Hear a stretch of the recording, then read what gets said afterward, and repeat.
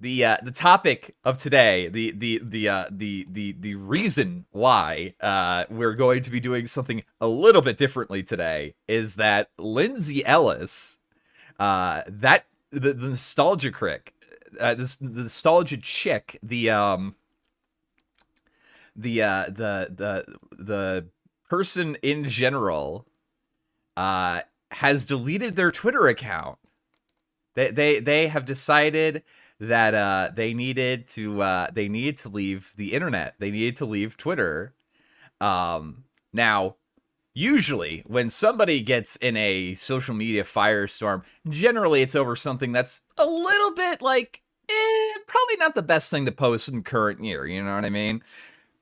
Generally, it's something a little bit crazy. You know, when Roseanne Barr got canceled, she said that a half black woman looked like one of the characters from Planet of the Apes, even though, like, I don't think this was a race thing. I think it was like she kind of. We're not gonna get into that. We're not gonna get into that. But generally, like, the bar is relatively high for people to like spurg out to the extent that you delete your Twitter account.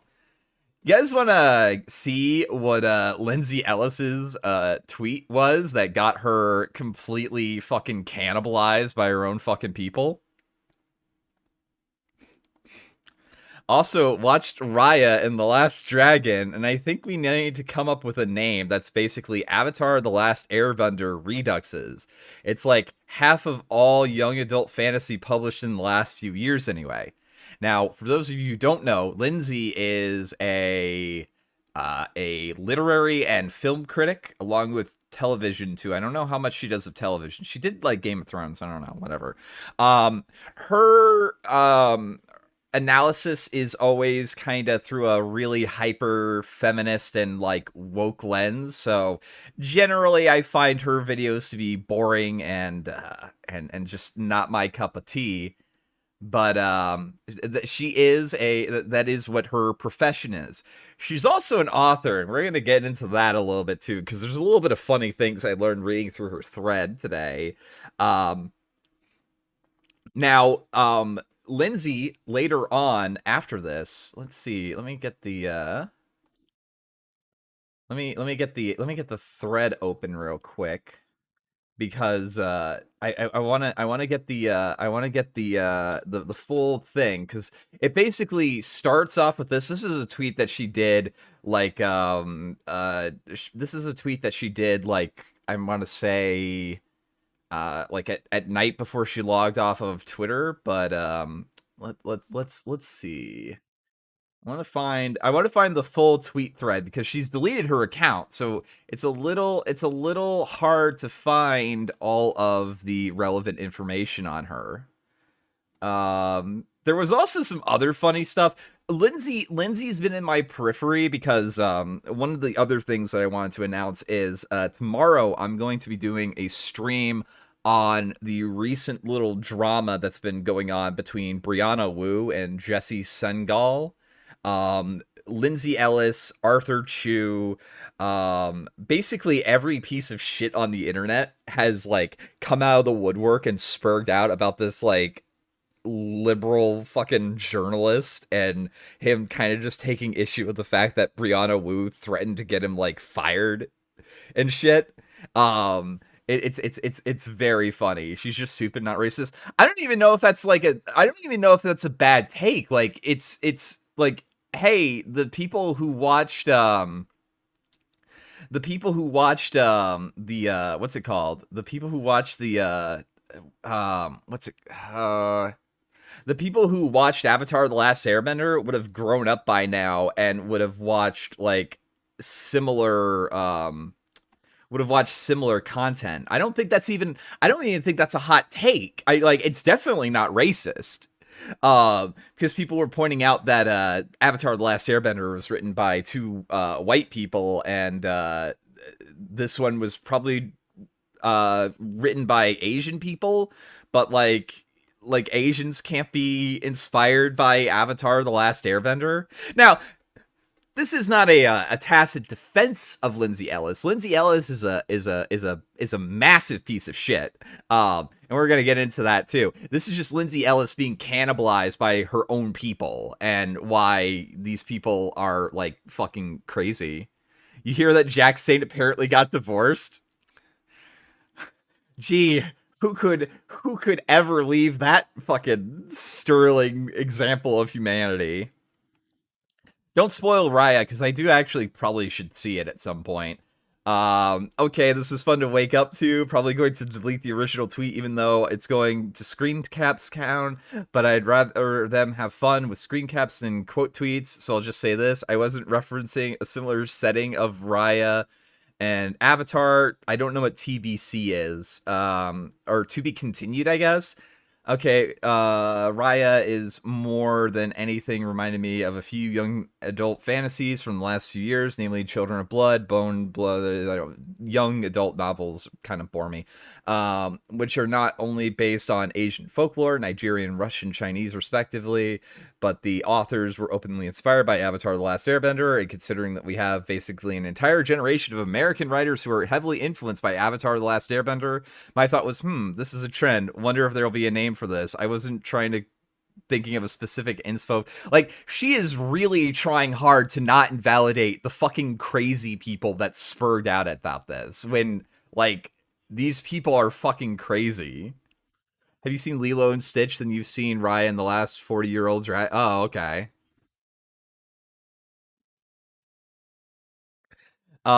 Basically, this entire thing spiraled out into a mass cancellation of it.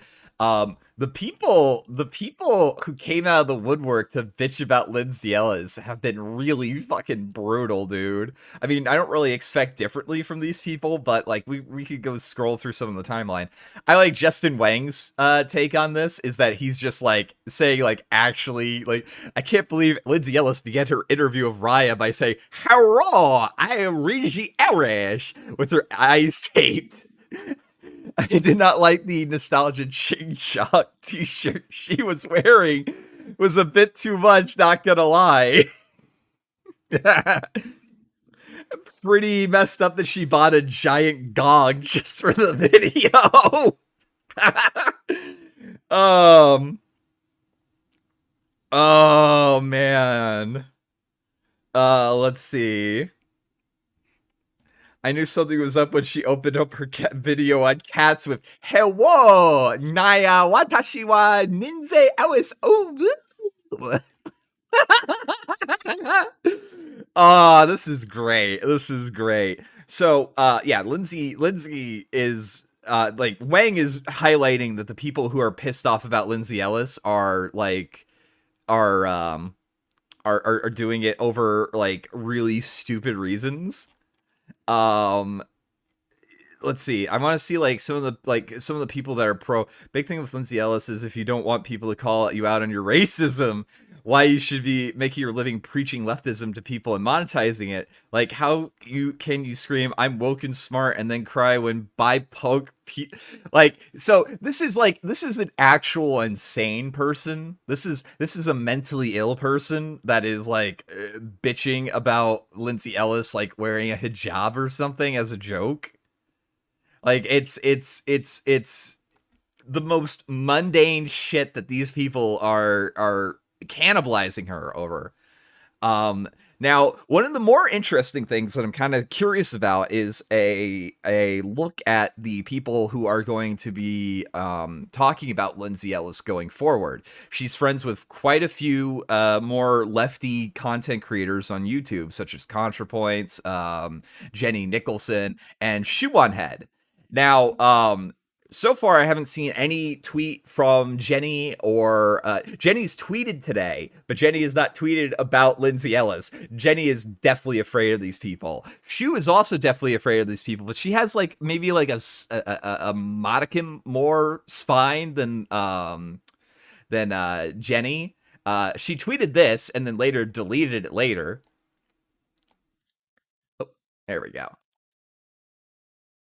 It's painfully obvious the freaks who canceled Lindsay would be waiting like vultures for her to even slightly step out of line. for the smallest crumb that they can use as an excuse, literally grasping at anything. Shit's dumb as hell and I hate it here. Well, Shu, maybe you shouldn't like team up with like literal sociopaths.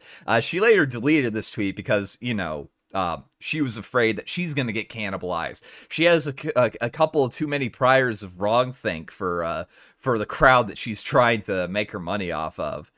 And again, I gotta point out, this is a tweet that Lindsay made. This is a tweet that Lindsay made with a smug little smirk on her face.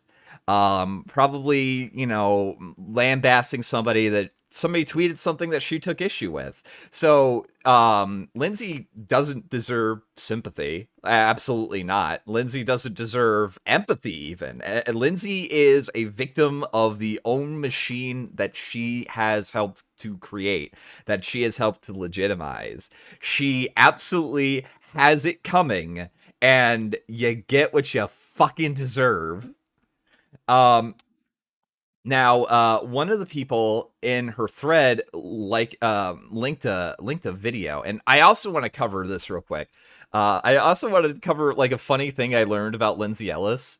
So Lindsay, this year had let me find the tweet or the comment in this thread. Lindsay Ellis has recently published her first book. And this tweet that Lindsay got in trouble for, let me find it. This tweet that Lindsay got in trouble for also kind of is a little funny because of the reaction that some of her critics have gotten towards her book. So let me find the first thing. So her new book, Axiom's End, is touted as a New York Times instant bestseller. I learned something out about bestsellers, by the way. This is something I really learned that's actually kind of interesting. There was For a Week and then Sank Without a Trace. By the way, the New York Times bestseller list is an editorial product. It's not an actual list of best-selling books. Given Lindsay's collection to the social justice warrior Parasite Network, how she got there is an exercise as I leave to the reader. So I actually learned that the New York Times bestseller list isn't actually a metric of how well books are selling on the list. There was a very specific instance of a writer who was actually by metrics one of the best-selling books in the nation, and he took the New York Times to court over it, and they were able to successfully defend the idea that the bestseller list is like an opinion made-up piece. So whenever you see bestseller lists, just know that doesn't necessarily mean that it's actually selling well. I don't know how well her book is actually selling, but there is that is a interesting little tidbit that I learned. Is it Andy Ngo's book on that list? I have no idea. I'm just like, anytime somebody touts best-selling list, that's something to keep in the back of your head. Is that sometimes you get a little bit of noggin jogging. So the tweet that she made. I'm so disorganized. I need to get better at this. This tweet of her referencing that it was inspired by this, and I don't know. I don't necessarily think that this is a negative statement. Honestly, I don't think that this is like saying, oh, Raya is less because it's inspired by Avatar: The Last Airbender. Because Lindsay Ellis's book has been called Transformers fan fiction. Let me find the because I have to go to Kiwi Farms for all this now because everything that she's posted has been deleted. Let's see.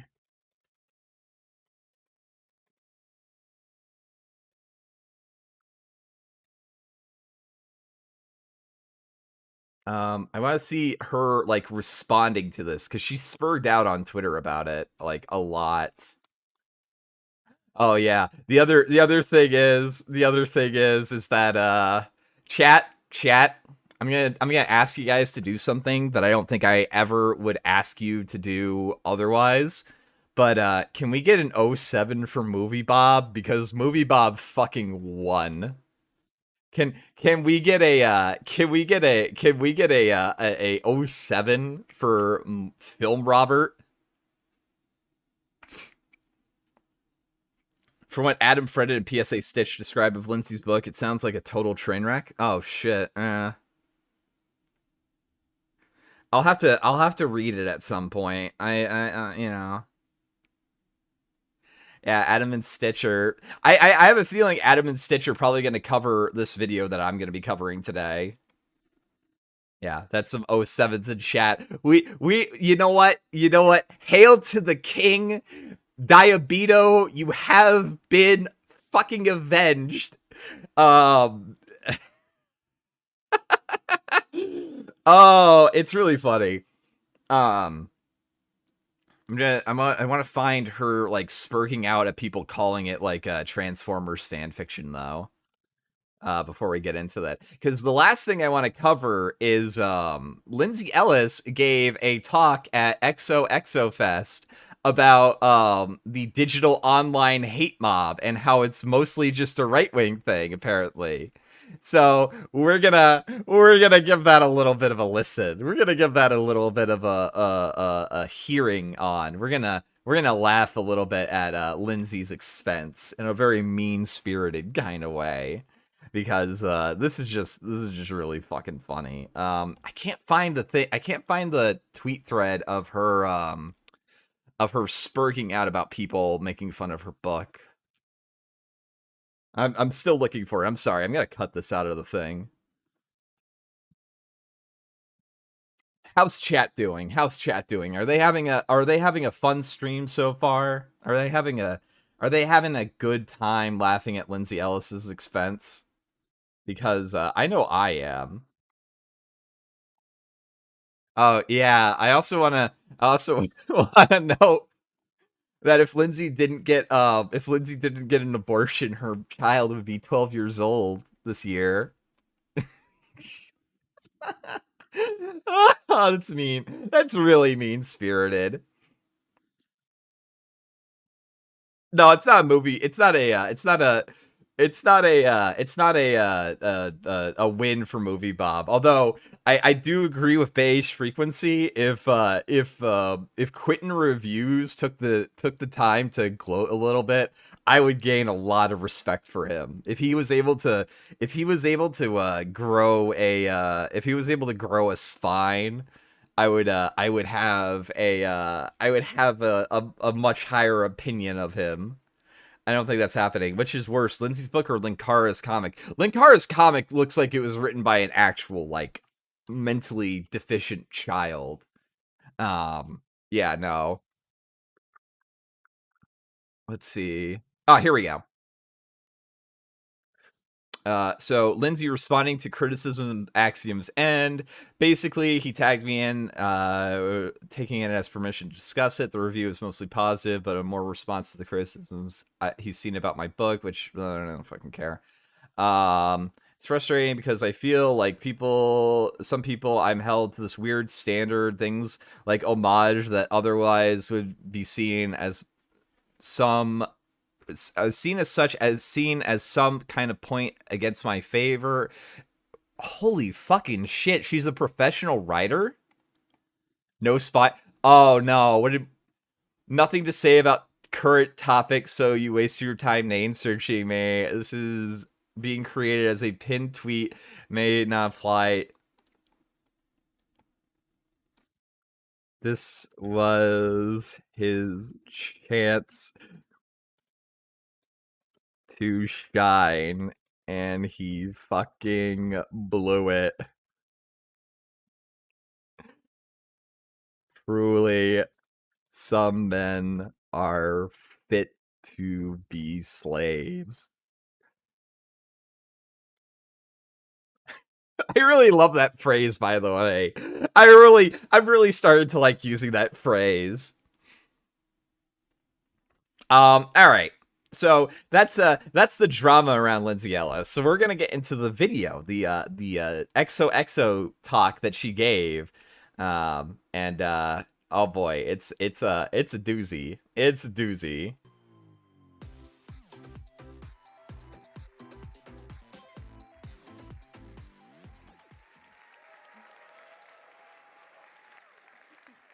Oh boy.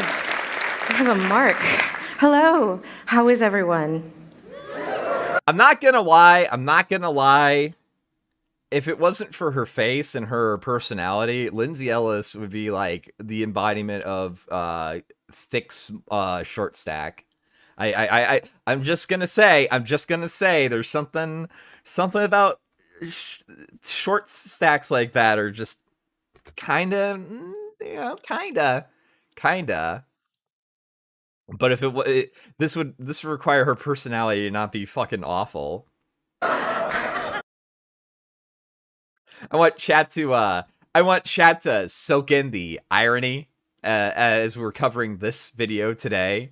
The agony and the ecstasy of being hated on the internet. Oh.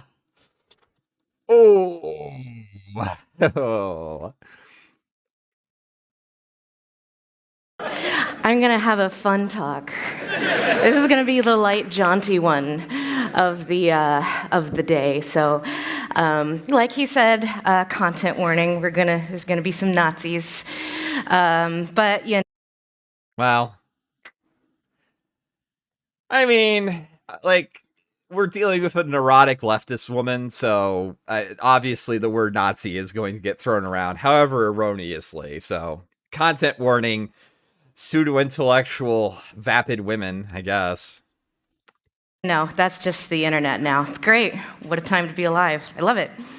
So, my name is Lindsay Ellis. I primarily work on YouTube. I do media criticism, which is kind of a fancy way of saying I spend an hour talking about how much I hated the Beauty and the Beast remake.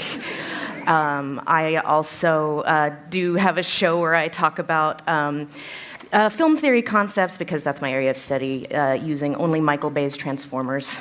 I'm also the host of PBS Digital Studios' It's Lit, which is going to be relevant in this talk. I think she does actually have a bachelor's in media criticism or something like that. I don't remember what her actual major is, but she did go to college for this, I think. Oh dear God, she thinks she's Sarah Silverman. She kind of sounds like Sarah Silverman. Well, Shani, you got to take a number. We're handling Lindsay Ellis's cancellation now. You'll get your turn. So, I thought about having this talk when a friend of mine became the nth or so person sliding into my DMs like, hey, there's an alt-right mob after me. You know what this is like. What do I do? I wonder if she'll be getting messages of, hey, there's a bunch of crazy fucking neurotic weirdo leftists in my mentions harassing me. What do I do? And Lindsay's like, delete your Twitter. And I was finishing up my pasta. Sorry, I'm done eating. Sorry about that. I had a moment where she has a master's in films. Ugh, holy shit. Okay. Holy fuck. She went to school for 6 years? Ugh. Where I'm like, wow, this keeps happening, where people ask me advice on how to deal with bad faith hate mobs from, let's be nice and call them diet Nazis. And it kind of makes... God, the irony is so fucking thick, you could spread it on the bagels that she eats every day. Holy crap. Made me realize that there aren't really any resources for that sort of thing. This video was 2019. And I had this sad realization that I kind of had become an expert in surviving that sort of thing, because it has happened to me many, many times over the years.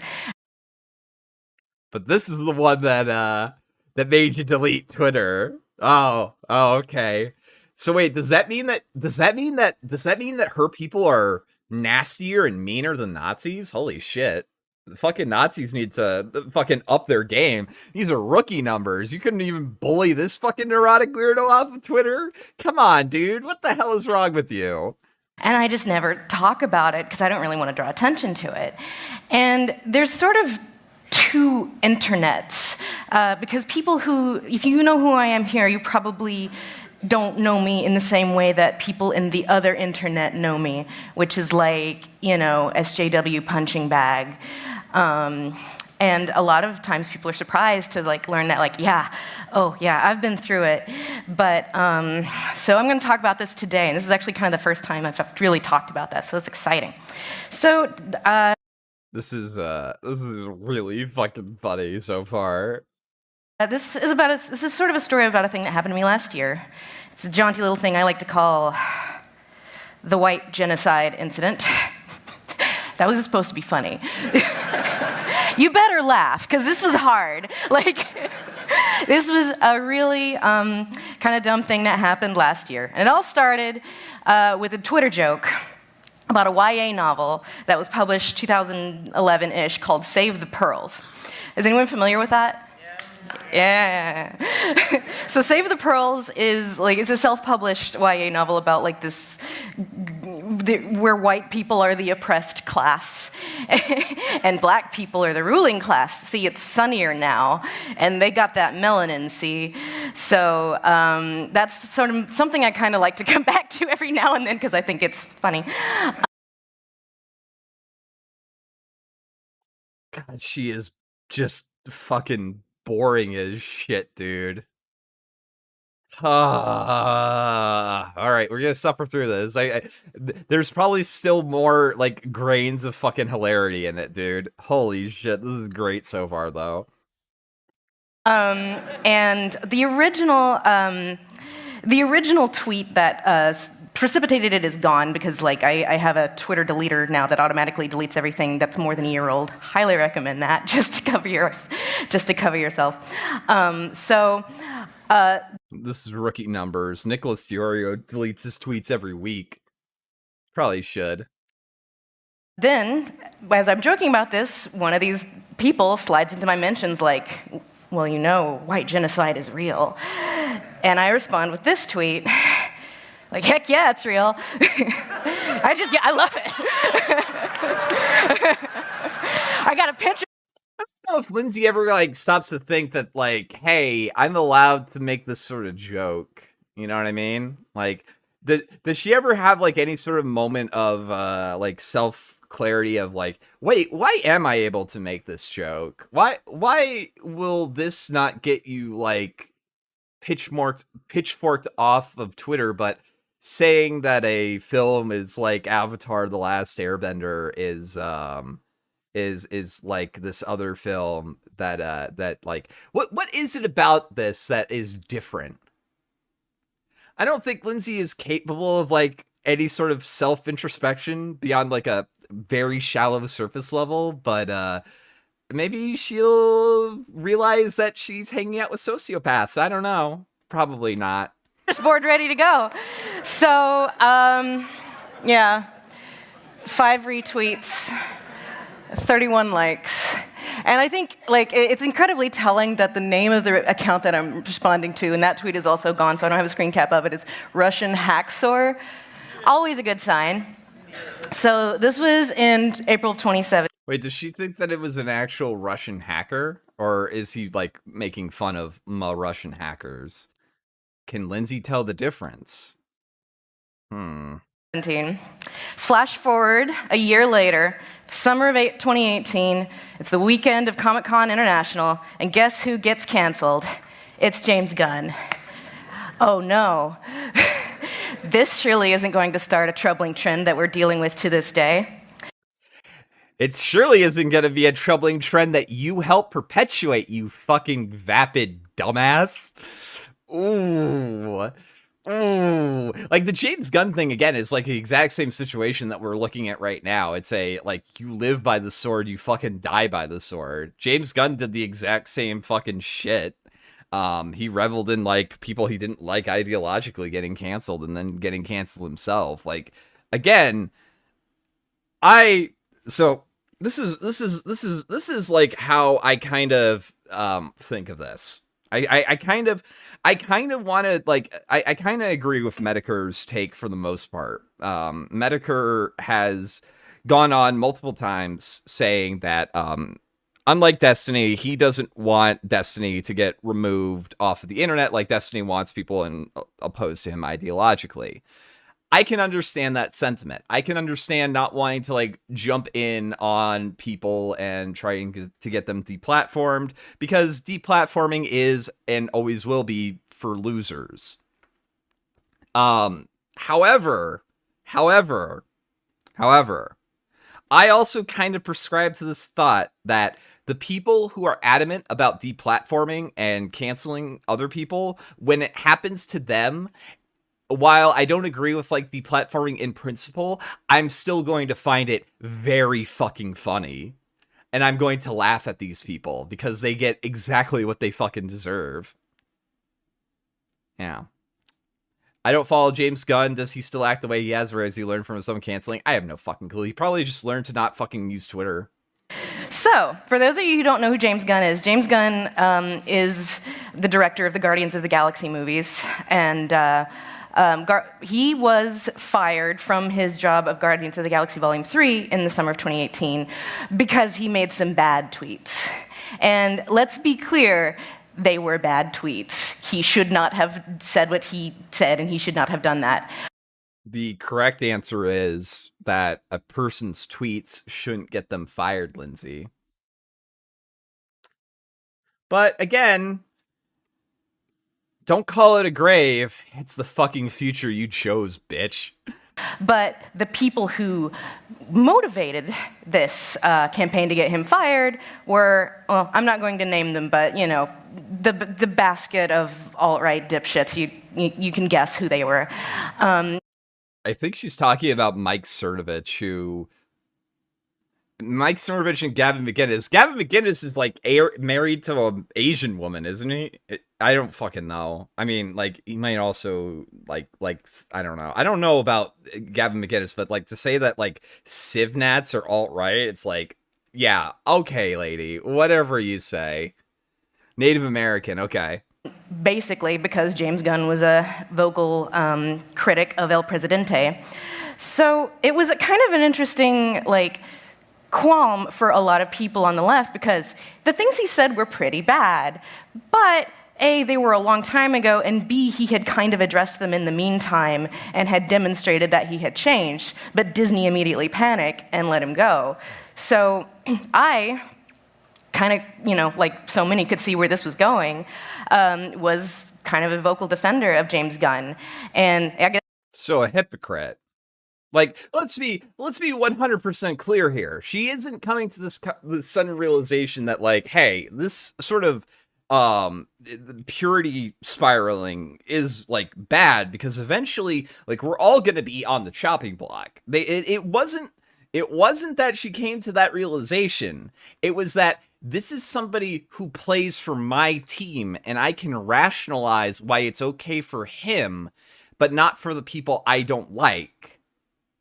So, again, hypocrisy, which is pretty fucking shameful, honestly. Definitely caught some flack for that, because it's kind of bad optics to throw your advocacy behind a very wealthy white man who works for Disney. But I still stand by what I said. Lindsay, the crowd that you're talking to is lily white. You're white too, lady. Sorry. Hate to break it to you. Because the reason I supported him was because this action was going to empower people to scour the online histories of their political enemies, especially alt-right circles like the people who went after Gunn, and hold them up to their same standards. Yeah. Doesn't it suck when people hold you up to your same standards? It sounds like you just want, like, you and the people that you like to be treated differently from everybody else, which kind of makes you an immature brat. Like, this is what a 5-year-old thinks. Ugh. We need to de-bitchify the internet, dude. Like, it's a long time coming. Use bad faith criticisms to ruin people's lives and careers. And it did not end with James Gunn. I think everyone in this room can think of a lot of instances of people using bad faith criticism. Okay, so we're gonna explain what bad faith is, because she's misusing it because she's an idiot. Okay, so a bad faith criticism is a criticism that is made that isn't actually like sincere or believed. Now, personally, I do not believe that you need to have the principles on which you are criticizing somebody for not holding up to, as long as they are the ones that have those principles. It is 100% okay to mock somebody for having the wrong take on a belief that they are espousing as true, but you still disagree with, and still holding them up to their own standards. There is absolutely nothing bad faith about holding people up to their own standards. That's what I fully believe. There's nothing wrong with holding people up to the same standards that they espouse. It's only if like nobody actually holds those standards, or you yourself are engaged in hypocrisy, that's when it becomes a little bit, murkier. But like, if I was to say like, hey, you went on Twitter and said that this person saying this sexist thing should be fired.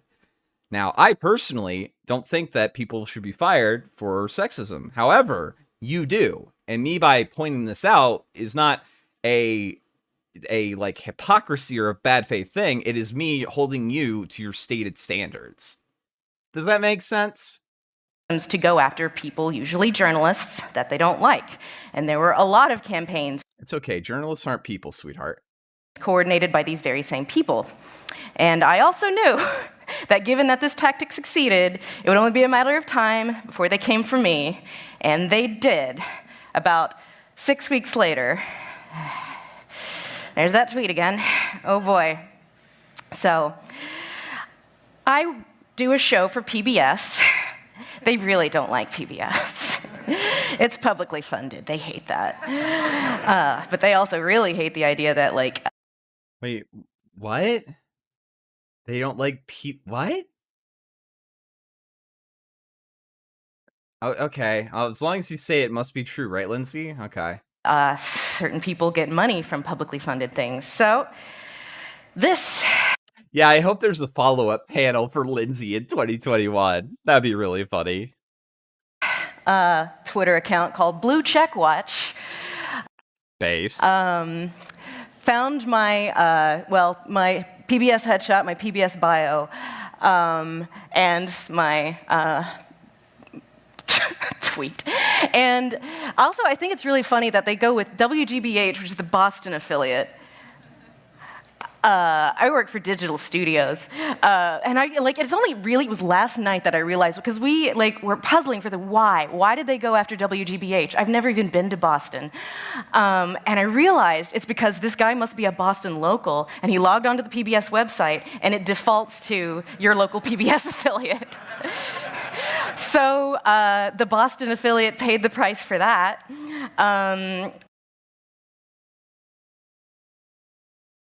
Okay. All right. Okay, explain how this is bad faith then, I guess, if she does. And I don't know if so. And you also can't see, because this tweet is obviously gone because this account is gone. And so these were just stuff that we mined and kept for years. You can't see how many retweets it had, but it was over 7,000 or 8,000 retweets. Nice. It was bad. So what you're saying is that you screen capped it, but made sure to crop out the amount of engagement that it got. That's telling. But I also, you can't really see my Twitter account, my Twitter avatar. This is it. Very serious enemy am I for the righteous folks of meme America to destroy their anti-white racist. So... I'm actually kind of curious if she's actually even going to address this point, because she's right now obfuscated with 2 minutes of completely irrelevant non-jokes, which is a little bit of an interesting tactic, I guess. It's Also, just kind of slimy and dishonest, but, you know, hey, what are you going to do? It's Lindsay Ellis. Come on now. I highlight this because these, when we talk about bad faith, these people do not care about humor or irony. Everything is taken like, yes, it's literal.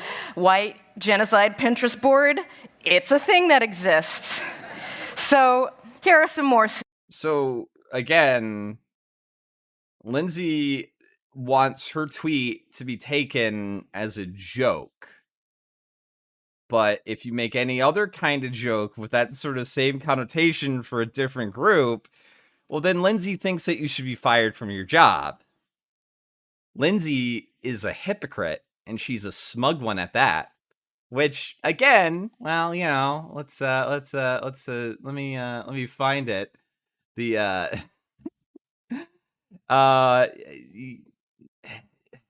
she just sucks, dude. She really does. Early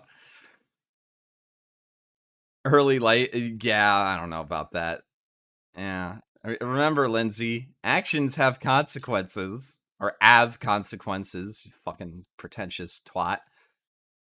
Samples, which is, I think, personally, the fact that they go after PBS Nature and PBS American Masters. And my favorite over here is God Would Care. If this is true, you might need a mental health intervention. I'd feel unsafe being her coworker, knowing she was for genocide.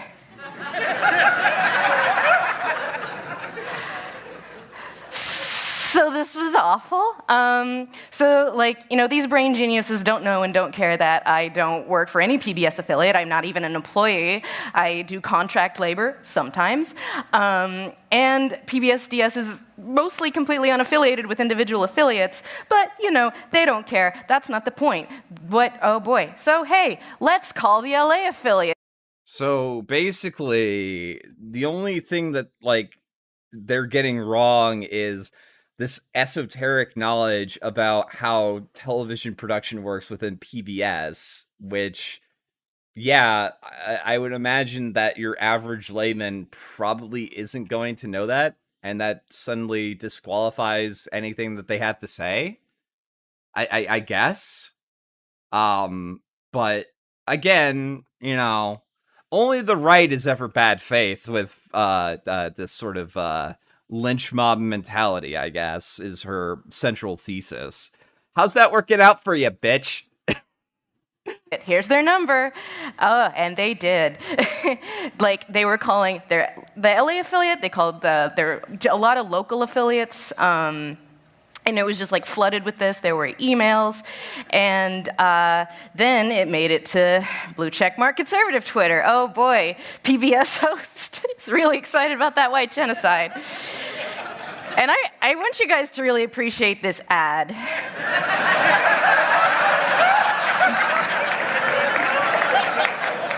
I feel like that really tells you something about the demo of big league politics.com. Yep. It's killing them dead. Chuck Woolery got involved, the game show host. I'm sorry, former game show host, and current extremely poor man's James Woods on Twitter. Yeah, so that sucked. I was lucky in that, PBS, all of the affiliates, Yeah, you didn't say anything that actually went against the established narrative, so, of course you didn't get fired. Yeah. Yeah, no, yeah, it's just a funny joke, Great Goatsby. Obviously she's joking. It's definitely not any sort of thing that reflects her subconsciously held beliefs, or at least that's what she would say about, anybody else with any other wrong thing tweet, but, Oh, man, we should include this fake ad. They'll love it. I don't know if that was a real or a fake ad, but, ads will just do anything. I don't know. I don't know if it's real or not. Aren't those tailored? Oh, you know what? That's actually a really good point, Crazy. Yeah, Crazy Pants brings up a really good point. These might be targeted ads. Maybe they think that she's a 60-year-old sex life. Oh, no. No eggs.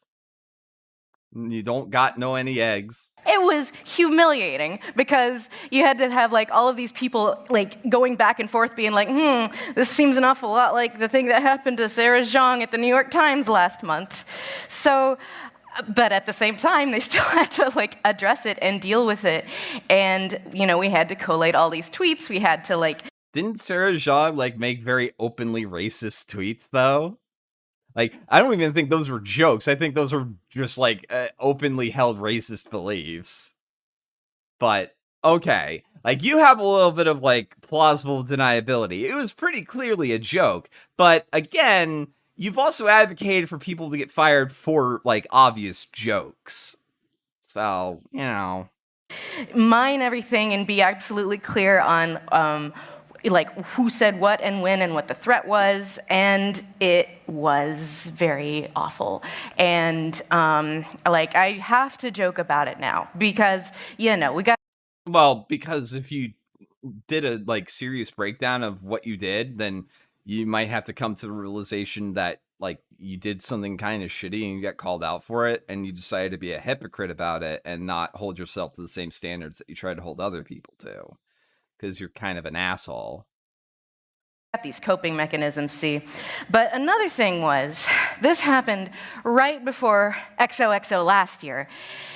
And yeah, damn it too, Grum too. I had not said anything about this because I didn't want anyone to know that I was a Nazi magnet. So wow, last year was not great because I spent the whole weekend, like if I met someone, I would... Oh yeah, unknown territory. Like I don't care. People can say whatever they want. Sorry, dude. We got somebody who might be a Lindsay Ellis fan in here. I am, I guess, more to the right, moderate conservative. I'm just kind of laughing at Lindsay Ellis getting cannibalized by the same people that she runs defense for. This is again just to clarify. But yeah, my chat doesn't get moderated because unless they start doing like Fed posting stuff, like unless they start talking about illegal stuff, I don't care. So say whatever you guys want. I don't care. It's all good. It's all good. YouTube still doesn't ban people for chats, I don't think. So yeah, it's a fun place. Whatever you want to say. Immediately fall into this like, oh God, what have you heard? Oh God, what do you know? And it was like, that was sort of like the big, you know, catalyst to like a big mental health crisis. I was gonna have a section here called Celebrities Who Have Seen Me Weep Openly in Public. And, you know, I'm not gonna do that because I don't wanna name names, but like, well, I mean, I think it's more funny to think about the people that have seen you be drunk and belligerent in public. We should watch the Medicare arrest video thing. People saw me cry in hotel lobbies last year. It was really embarrassing. The way John Scalzi described it was...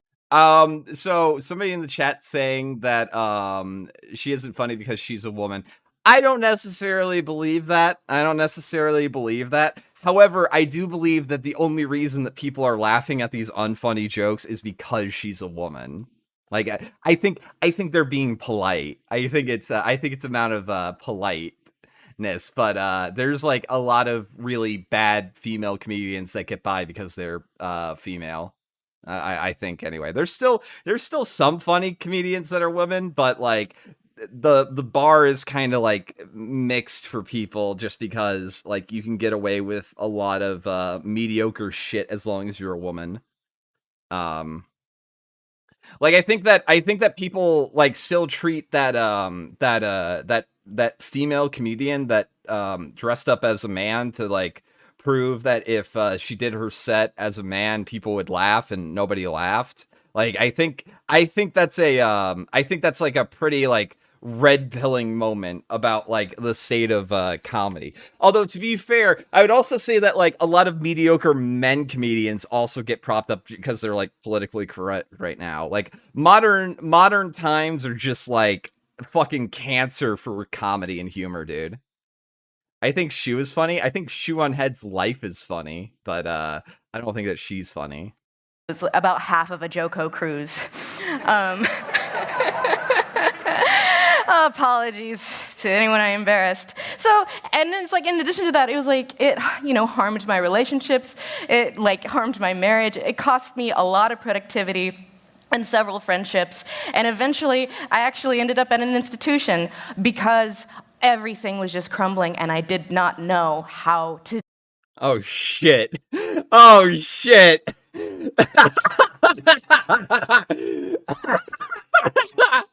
So wait,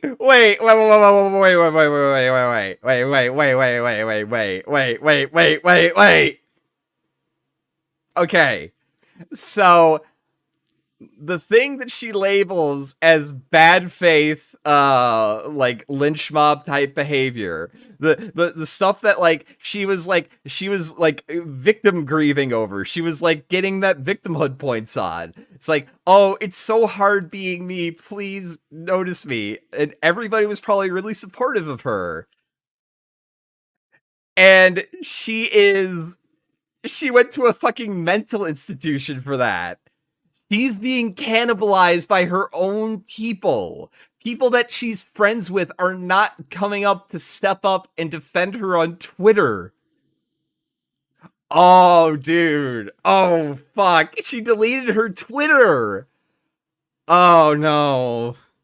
I'm actually kind of worried now. I'm actually kind of worried that we're gonna get.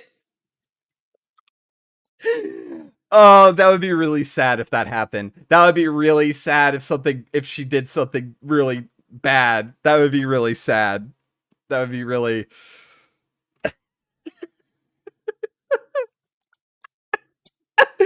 Oh, okay. That's serious. Okay. Deal with this because I don't know if anyone has gone through something like this, but there is nothing more isolating than being targeted, because the whole purpose is to isolate you and make you toxic to your colleagues, and they don't want to touch you, because if they touch you publicly, then they get it too. And so like everything that she's saying is like through the lens of the right are a bunch of meanie poo-poo heads, and I am the victim. Please notice me because I am the victim. Right now, she's actually being cannibalized by her own audience, by the people that she's pandering to. So all of her colleagues who also pander to the same audience are actually now, like, all of this is actually happening to her now. Like, everything she's saying in this part is bullshit. Is absolute fucking 100%. She is making that shit up. But now it's actually happening to her. Here's another thing. This is not the first time this has happened to me. And it probably won't be the last.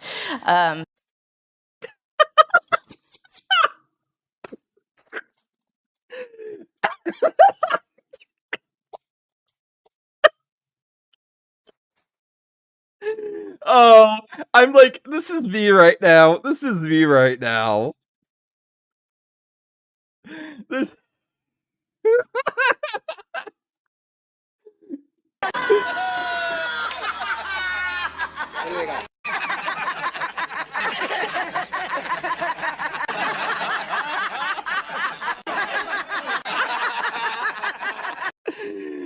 Oh, it's beautiful. Oh, it couldn't have happened to a nicer person. Because this is just the world now. And it wasn't even the meanest, honestly, because there's something kind of like, well, at least they have beliefs. Because a lot of times people will do it, and it's just because it's fun to be mean to people. I wonder if she's noticing how much more people are doing it for fun this time as opposed to last time. Oh. And I'm at a place now where I can talk about it and joke about it, because I spent the last year, doing the therapy rigmarole. I'm on a much better, more stable set of medication. To reiterate what Tracy said, Gonna have to up those dosages up probably a little bit after this one. Yesterday, do go to therapy. Even if you don't know if you need it, go to therapy. But this was still kind of difficult to talk about because I do still have some trauma associated with this. And the thing about being afraid. Wait, what?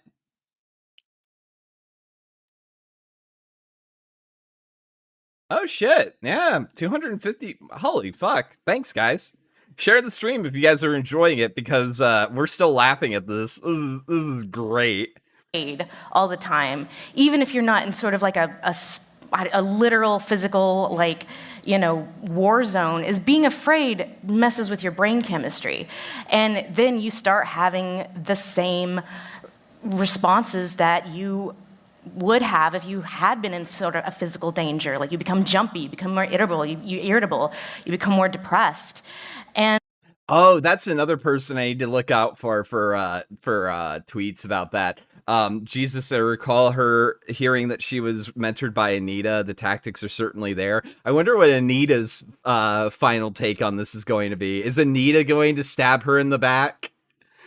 Oh, man. And that a lot of that is because the goal here is to hurt you. And it's not just scary on a personal level. These people are feeling empowered enough in their own racism that they thought white genocide Pinterest board was a compelling argument to a national broadcasting company.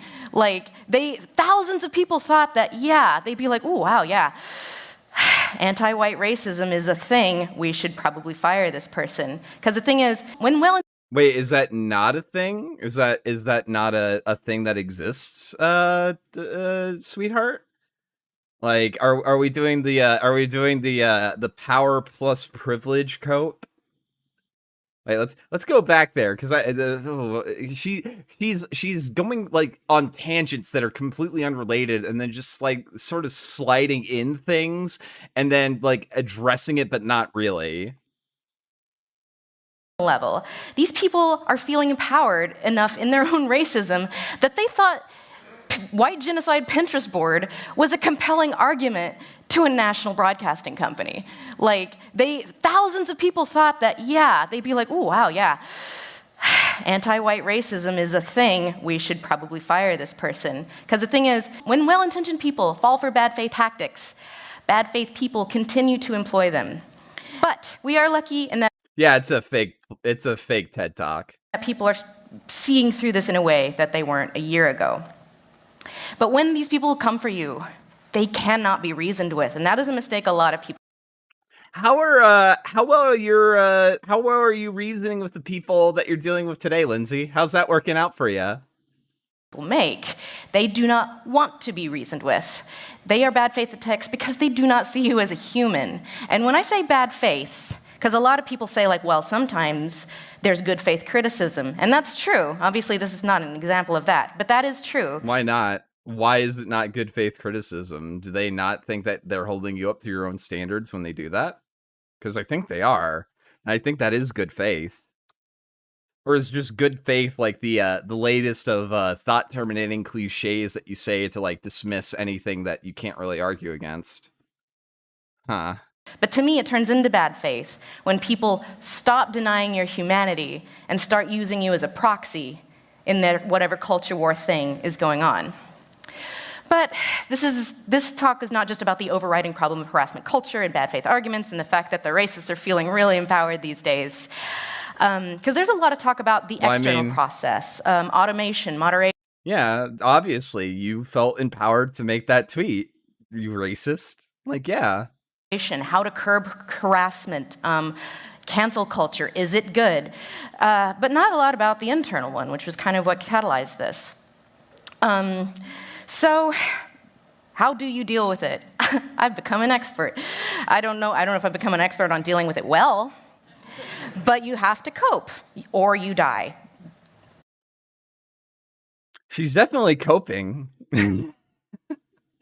The two options. So let's say a bunch of Nazis are trying to get you deplatformed from your public broadcasting corporation. Oh no, my brand. What'll I do? I'm going to XOXO and they might know. What'll they think? because it feels like you have a disease now. And you kind of do, especially if you're on Twitter. Well, I mean, she's not on Twitter anymore, so I guess she doesn't have to worry about that one.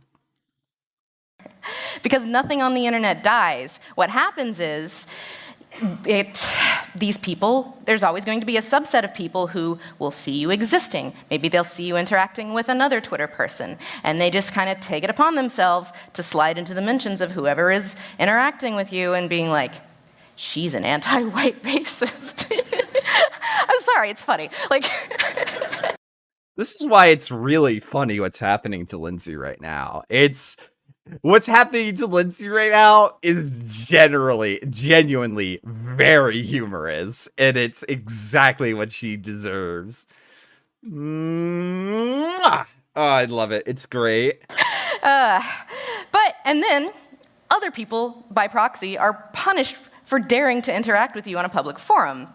That has happened to me a lot, and it still kind of happens sometimes where I'll interact with someone that maybe I don't know that well, and then some rando comes in, like White Power Bill, like, she's an anti-white racist, and that's not the only thing that...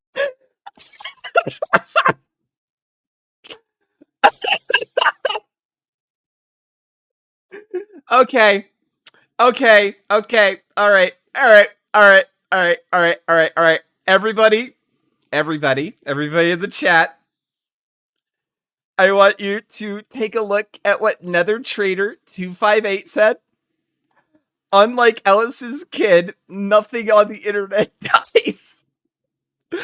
I want you guys to all join me in a solemn moment as we type in 07 to our brave compatriot Nether Trader 258. Everyone, 07's in the chat. 07's in the chat.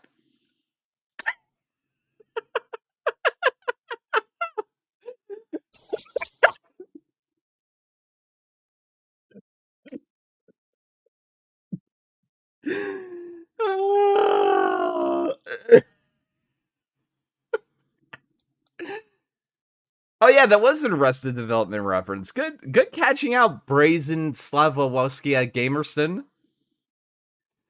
Oh.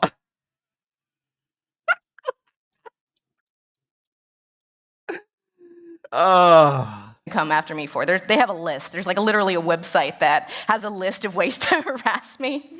Although it does kind of remind me of that Arrested Development sketch when Job gets stabbed by White Power Bill, and he's like, white power, and Job's like, but I'm white. So, when you are, as in my case, a minor public figure, and at least she copped up to stealing the joke. The only like funny joke, not really. Not really. And it happens to you, you have two options. Especially if the mainstream media doesn't notice and nobody notices and nobody really cares. You can either be open about what's happening to you or you don't. I chose don't. Because if the mainstream media doesn't notice, thank God they didn't, and it doesn't become a story and it doesn't become discourse. And I have a feeling that the mainstream media is going to pick up on this. I hope it does, because that's going to be really funny. You don't stand up for yourself, no one outside of that bubble is going to know. And that's why it often surprises people when I'm like, there was this whole thing, and it far from the first time this has happened to me. It's like, well, wow, I didn't hear about it. It's like, yeah, because I didn't say anything. And I had a chat with another person who is a friend of mine when I was... Well, unfortunately for you this time, Lindsay, it's still trending on Twitter.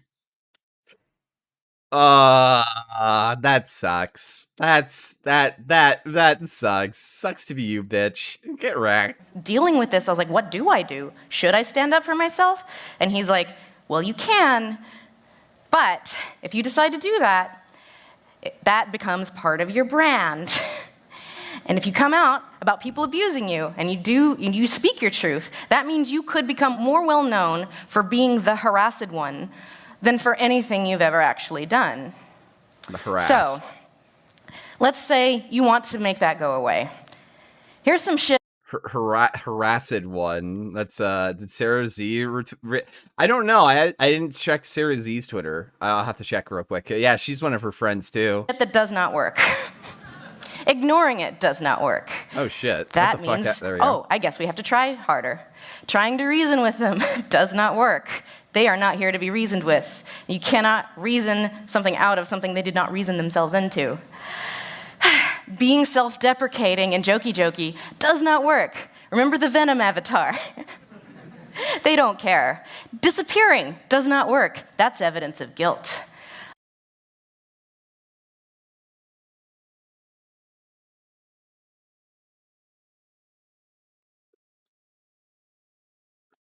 Disappearing is what now? Disappearing is what now, Lindsay?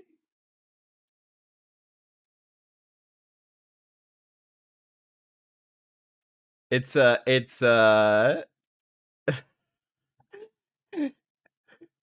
what's evidence of guilt again?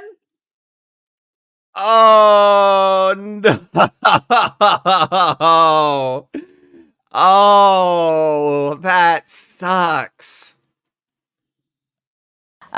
Continuing to exist in a public space. That's exactly what they don't want you to do. They want you to stop existing. Apologizing, wow, does not work because they don't care. They do not care about your humanity. And again, these are bad faith attacks. You are not a person.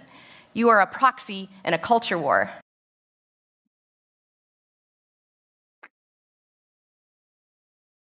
This video, like, holy crap, aged so well.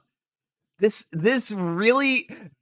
really worked out well for you, Lindsay. This video really worked out for you. This looks really good for you right now, Lindsay. Good job. Fantastic. And it's not just that your silence of the goal. Your silence is not just the goal. The silence of whatever you represent to them, and also the silence of the people that associate with you. Because you are not a human anymore. Sorry. So, what happens now?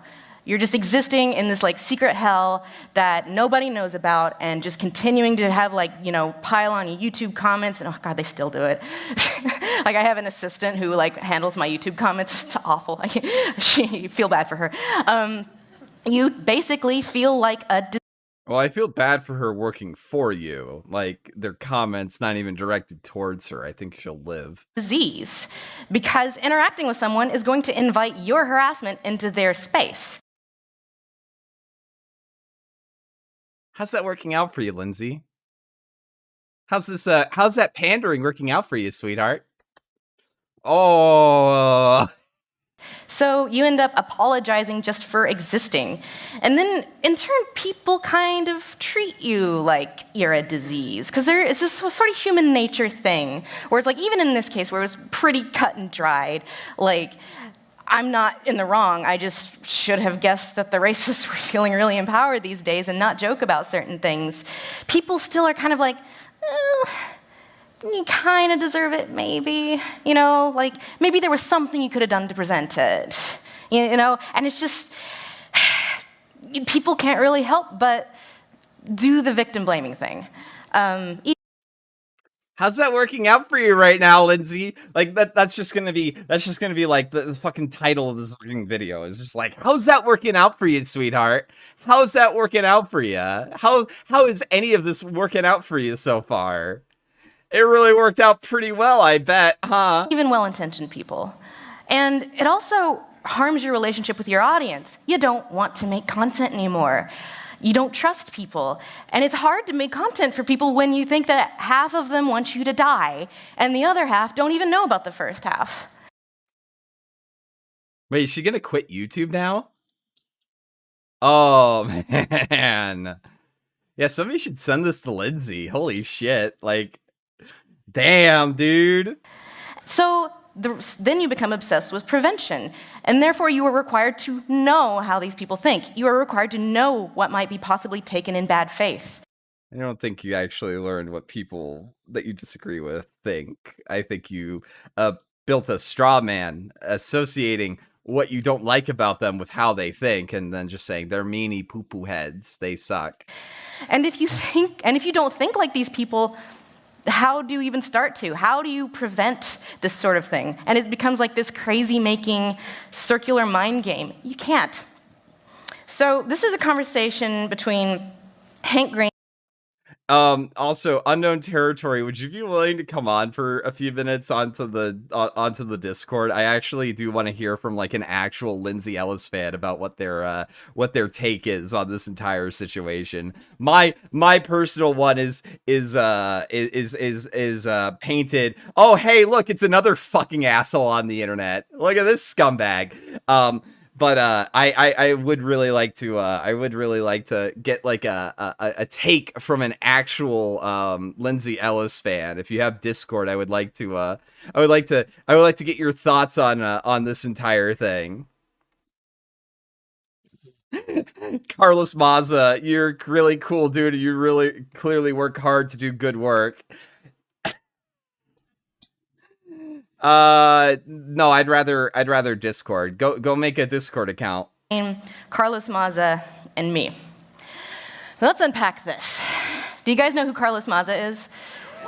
He's the whiny little asshole that was responsible for the third adpocalypse. Yes, support Carlos Maza. No. Carlos Maza is like literally below contempt. So Carlos Maza is another YouTuber. He and I were like Twitter buds. We hadn't really met before the. I wonder if Carlos Maza is defending Lindsay right now. Crowdering happened, but basically he had been abused and bullied by another much bigger YouTuber named Steven Crowder for years. Like a lot of homophobic slurs, a lot of racist slurs. Now, what Lindsay isn't including is that the antagonistic nature between Carlos Maza and Steven Crowder was a reciprocal one. They would constantly go back and forth in each other's video formats to say that, like, Carlos Maza just existed, and big bad Canadian Steven Crowder was just like, oh, look at the little gay dude, like, is inherently dishonest and bad faith explanation of what happened. So also Carlos Maza at the time was working for Vox, a larger media company than Crowder. So this kind of framing of like, oh, he's a bigger YouTuber, so it's punching down. It's like, no, Carlos Maza had more pull. Nice try, sweetheart. Carlos Maza is probably also richer than Steven Crowder, to be honest. And one day, Carlos decided. What's my position on Lindsay Ellis? She's a smug twat that got exactly what she fucking deserves. That's my take on this, my position on this. Like, Lindsay Ellis got into bed with these people. She panders to them. She legitimizes their grievances, and she got eaten by them. And honestly, I don't have any sympathy for the people that enable this sort of behavior and then get eaten by it. Like, my sympathy is for the people who are either indifferent to this sort of mentality or are opposed to it that get eaten by these people. That's where my sympathy lies. That's where my my sympathy is in relation to all of this. I'm just going to chronicle this. I'm going to stand up for myself, and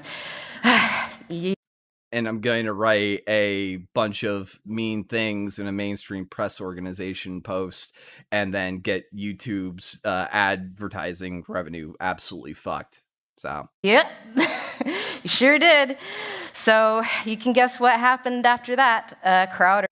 What kind of people? The people that view like racist slights in every little like minor thing. The people that like get mad at you if you don't use these like gay little tone indicators on Twitter, the people who like demand that you put fucking pronouns in your bio, those sorts of people, the sort of people that she enables, like these sort of neurotic, narcissistic, entitled prats that like decide that like because people aren't adhering to my sensibilities, they are bad and therefore I must destroy them. Mobilized his army and is continuing to. This is still happening. And then you had the exact same thinking happen with Carlos. If he responds to, in this case, Hank, who is being supportive, sorry for the people that are harassing me and now they are invited into your space. And like in So right here, this isn't really like, thanks, Hank, and I'm sorry in advance for the harassment this interaction will bring you. You're one of the good ones. Like this is like I want pity money from dumb idiots who are going to like cater to my every need. How do I call in? Here you go. This is the Discord link. Just hop in and we're almost done with this video, and then we'll drag you in. I want to get like an actual Lindsay Ellis take on this entire situation. Then it's, everybody scatter before they see us. This is the punishment for daring to interact with your colleagues in a public forum.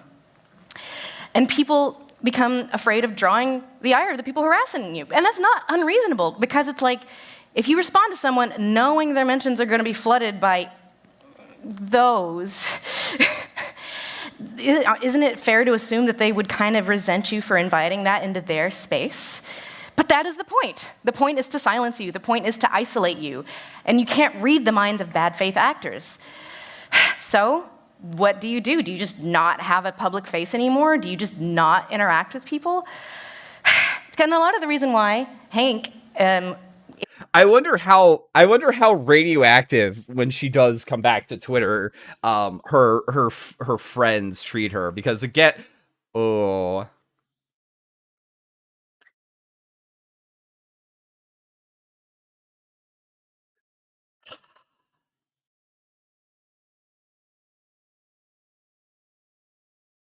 this is the thumbnail, by the way. This is the thumbnail, by the way.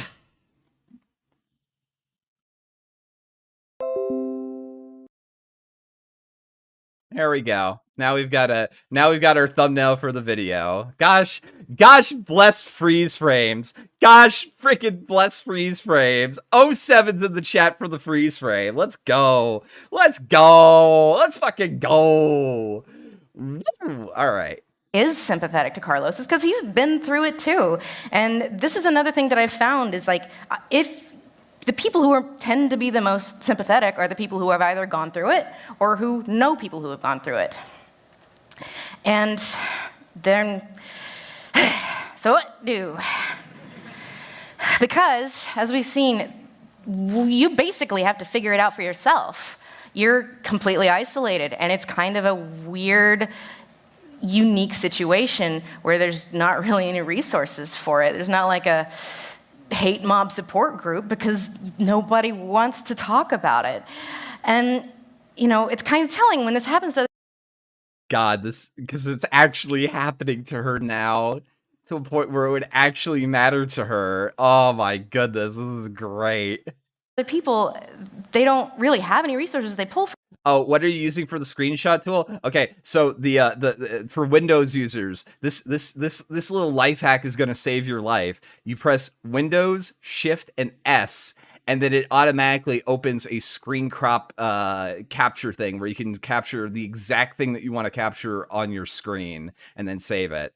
It is a lifesaver of a shortcut. They come to me. And so the thing is, I am obviously not unique in this at all. And we're entering this era where there's this whole new kind of mental health crisis of this becoming more and more common, of people getting dogpiled and isolated from their own communities. And it's happening right now to her. That's great. Oh, man. No one really knows what to do with it. So we're forced to give anecdotal evidence at a conference. Because obviously, my anecdotes are not scientific. What else did I do? Well, drugs. Drugs are good, both prescription and otherwise. And then, of course, cloistering yourself. And I do mean this. Like, generally, you probably don't want to use chemical things as a means in which to self-prescribed anyway, chemical reagents to deal with your emotional problems. That's that's not a good idea, fam. Don't do that. Don't drink to get rid of your problems. Yeah, that's how addiction starts. I see people like Carlos was an example where he would kind of like collate and seek out the abuse and actually. Well, he does that because he gets money because of that. Like he's found a very comfortable grift in pretending to be a victim. Like he doesn't have to. He makes like 20 grand on Patreon a month. Like he's going to he's going to make it like a ton of money because of that. Highlight it, and I was like, no, you have to stop doing that because my Patreon numbers go up if I don't do this, sweetheart. Like I got bills to pay. No, he doesn't, but yeah. You're re-traumatizing yourself. And, you know, I see, not just him, but I see that happening all the time with people highlighting their abusers and being like, haha, look at how wrong they are. You can't hurt me. I say way worse things about myself. And it's like, yes, they are very good at speaking the language of self-loathing. And they're very good at getting under your skin. And they No, not really. Well, I mean, Carlos Maza gets under my skin, but not really because of, like, anything that they say specifically. It's more of gets under my skin because a Karen got his way. And this is a person who always gets, like, what he wants to do, what he wants. He always gets what he wants, and that's awful. They're very good at actually making the trauma you already have worse because they speak the language of abuse. So another thing I do is I basically have like my Twitter completely, cloistered down, get into all of those advanced options, mute everything. And honestly, that's been a lot healthier ever since I've done that, even since like the nonsense of last year died down. How's that working out for you, sweetheart?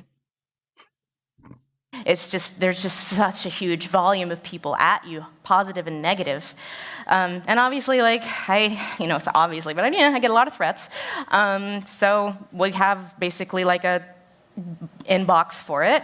I have someone that handles my YouTube comments for me. I don't look at them anymore. And I don't really look at my Twitter mentions anymore. But obviously, like, I don't think this is entirely true. She blocks people too frequently for her not to see her Twitter mentions. I am lucky in that I functionally have a staff. A lot of people don't have that. So what? I have people that I can hire to help me deal with my neuroses. Oh man, dude. Women were a mistake. Can you do?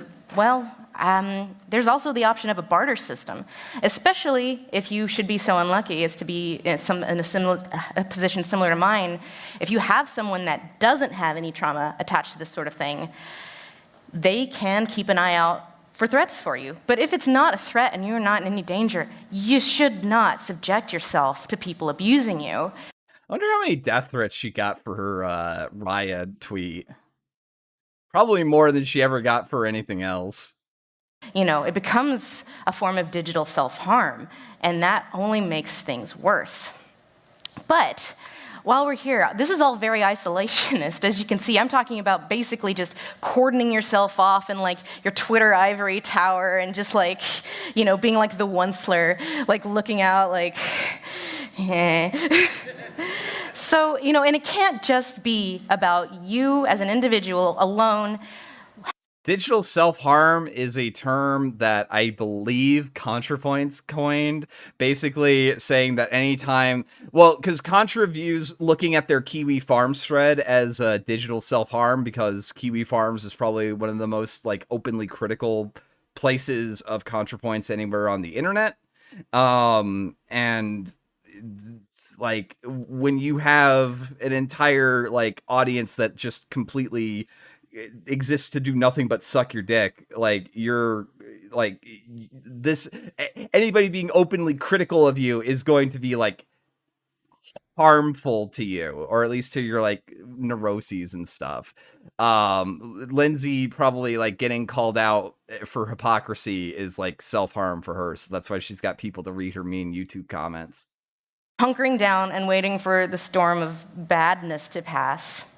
So there's Hank again. So this is the same day as the Meme America tweet.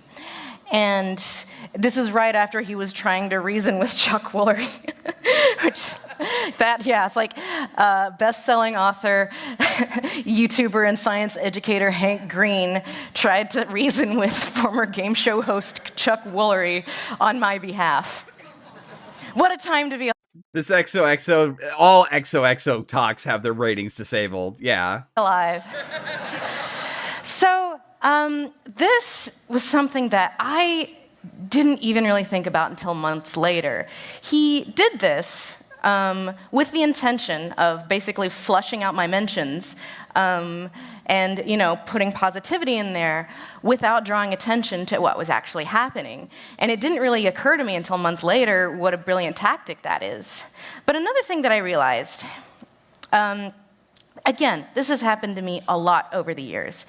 And every time, especially like as I used to work for this website that I won't name, but when I worked for this website and there would... It's called Channel Awesome. She's a Channel Awesome alum. Be like a flood of this sort of thing. The people who ran the website would either be to laugh about it, blame you for it, or ignore it altogether. And when Hank did this, I realized that this was the first time in all of these harassment campaigns that anyone in any position of power greater than mine had ever stood up for me. It was the first, and honestly, possibly the only to this date. And I point this out because it really highlights how hard it is for people to stand up for their colleagues. But at the same time... How is that working out for you, bitch? Just to reiterate, Shu is the only person so far that is within her little friend group that has openly come out and defended her, and she deleted this tweet. She deleted this tweet. Hey, Shu, your friends aren't going to save you from the people that you've been pandering to. I'm sorry to break it to you. They're not going to defend you. They're going to like just not look at it while you're being eaten alive. Sorry, it's just how it works. Actions have consequences. With the most smug smile I can manage with my little doggo avatar. Actions have consequences. Oh, man. Okay, we're going to finish this up. 5 more minutes. Again, like it was in a brilliant way because he was building support, but he wasn't drawing attention to the racists, but instead was urging people to build a platform of support. And it's in a way sort of like a brilliant means of combating the primary weapon they have. So her solution is to just engage in circle jerking and just ignore any criticism. All right. Again, it's not really working out very well for you, but you know, what are you gonna do? I will, Professor Chocolate Cake. I'll get that. Yeah, we'll play that one. Just to isolate you.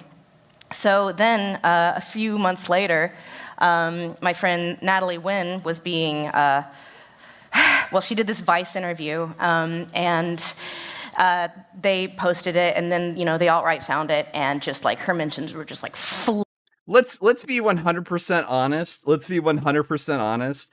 Anytime that Contra like it takes a exodus from Twitter or from social media at any point, it's not due to detractors or people that don't like ContraPoints' videos. It's ContraPoints' neurotic, weird, fucking crazy fans that generally do it. Which, again, how's it working out for you, Lindsay? I don't think Contra's gonna bring anything up either. Flooded with transphobic dog shit. So, do the same thing again. This is a ContraPoints appreciation post. It is. 1.6 thousand. You know, I can give a appreciation post for ContraPoints. ContraPoints is the most successful adapter of the Channel Awesome aesthetic of really self-indulgent, boring skits. They've really found their niche. Responses. And so, like, that is a much more effective means of actually supporting people's mental health rather than drawing their harassment into the spotlight, which of course is only going to invite more. So, with this idea of you, the harassed one, as a disease, you're not, hopefully. But I think the thing is, we have to start finding ways to support people who are going through this while not actually aggravating their trauma and inviting more harassment. So if you see someone going through something like this, and you think it's the right thing to do, stand up for your friends and colleagues, because there are ways to do that without bringing attention to the harassment. They are trying to drown you out. So the best way to do that is to reply in kind. In my case, what Hank did made me realize that I had a lot of support, and this was the first time that I had ever gone through one of these harassment campaigns that it felt really good to just like continue circle jerking. I don't think we're gonna have any Lindsay Ellis appreciation threads this weekend. I don't think that's happening at all. Someone drew attention to support, and that I think is an incredibly valid tactic. And another thing is, people on an individual level, they don't really know what to say whenever someone is going through something like this. It's like an anxiety, like, I don't want to, bother them. And it's like, do it anyway. Like, find ways to support your friends and colleagues, because public support goes a long way. But at the same time, there is risk associated with it. You might invite harm by supporting someone that is being harassed, and I cannot say there is no risk. You might end up on someone's Pepe Sylvia wall, because I had another colleague that is. This is why none of your friends, Lindsay, are going to defend you now. This is why, like, you're going to be just fed to the wolves. And honestly, yeah, get what you fucking deserve. You get what you fucking deserve. Also going through a very bad harassment storm right now, and has been for months, who ended up on a totally... I like the FX watermark. She couldn't even get it from, like, the DVD. Non-ironic feminazi conspiracy wall just last week that looked just like this, but the guy was like... Now you're just on a Lindsay Ellis is a racist conspiracy wall. Get wrecked. Get wrecked. Dead serious. Because, and again, they want you to live in fear of standing up for yourself and standing up for others. So, there's a lot of energy right now about holding bad people to account. But I wonder also if there is a way we can harness some of that energy to protect people who are being abused by bad faith actors. When Harry was doing his presentation yesterday, No, he's not Great Goatsby. I'll show you that in just a second. He was talking about how it started out of spite, but ended up being really supportive in community building. And there are ways to engage with people who are being dogpiled by bad faith actors, and that is a very charitable way to describe them, but also invite more harassment. So right now we're at a place where we need to figure out strategies to protect ourselves, but also strategies to elevate and bolster others that are not aggravating people's trauma, because it's so incredibly isolating. And it's only recently that I've started to see other people standing up for people being targeted. And another thing is, everyone responds to this sort of thing differently. Some people, if they were in my situation, would highlight it and stand up, publicly stand up for themselves. But others like me hide away from it and hide away from the world and, Once-Ler Tower and, live in fear, and then periodically delete your Twitter until you die. But the ultimate thing is... Well, you just deleted your Twitter, so I guess that's the final thing of it. Like, it's the crazy fucking woke mob that came for you to eat you. You get what you fucking deserve, dude. And I think this is true of everybody. No one wants the worst thing that has ever happened to you to be the thing you become known for. But the reality is, we are also living at a time when bad faith actors are, feeling very empowered. So I hope that in the months and years to come, there is more focus on mental health resources for people who make their livings online and for people who should happen to go through something like this. There should also be better strategy for being able to support people, like Carlos. His crime was standing up for himself. No, his crime was antagonizing and like giving back as much. I don't even know who was like the original start of it, but generally I'm going to guess Carlos probably started it. And he then bitched to YouTube and got like people's money fucked with because he's a petty loser. And he's still being punished for it. And at the end of the day, it can't only be a thing that people think about when it happens to you. So my hope is that there is more research done, that there will be better resources for mental health professionals, because online abuse is becoming more and more common, and it's only going to become more and more common, and it's a huge blind spot for most therapists. That has been a huge challenge for me, getting therapists to understand, like, you know, the answer to, well, why don't you just log off? So, well, but most of all, did that. We need to build a culture of mutual protection. And to be mutual protection will never happen when the crowd that you pander to decides to cannibalize you. Sorry, lady. Didn't work out for you. Maybe you should pick a crowd to pander to that doesn't self-cannibalize itself. I don't know. Mindful of people's humanity, because that is ultimately the big problem, is they revoke your humanity and eventually you stop thinking of yourself as a human. And yeah, there is an inherent risk in standing up for your friends and colleagues who are being attacked by bad and often dangerous people. You know, we can't act like these people are not dangerous. They are. Yeah, okay, yeah. I wonder if any of the people that you were pearl clutching about ever like actually attacked somebody like you. Come on, dude. Really? Really? Honestly, like the only person that I think I've ever seen actually like pose an actual threat to a YouTuber was that like crazed fan that shot that singer lady or whatever. But do it anyway, because the alternative is silence. Thank you. Her friends chose silence. Oh, that sucks.